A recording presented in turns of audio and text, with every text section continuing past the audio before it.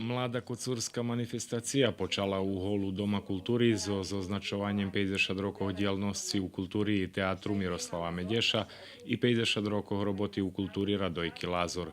Výstavu fotografijoh pošvecenu dvojim jubilantom otvorili predsjedateljka etnoklubu Odnjate od Zabuca Aranka Medješi, kotra prisutnih upoznala s aktivnosťu Radojki Lazor, i Stevan Samočeta, kotri naš čiviteljoh upoznal s aktivnosťu Miroslava Medješa.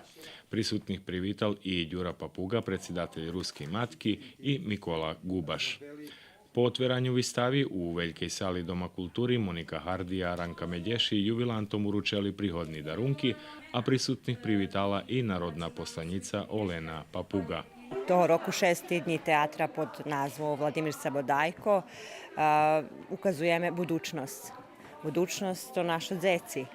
I baš Vlado Sabodajko ljubel bar djeci, robil za njih, pisal za njih, trudil se, že bi oni zaljubili kulturu, svoju tradiciju, deski život znača. Perši večer na 6 dňoch teatru u Kocure nastupili idzeci z etnoklubu Odnjate od Zabuca i ih predstavu Dzivčatko i Žobrak, kotru po tekstu Ljudmili Šandalovej režirovali Tanja Brkić i Monika Hardi.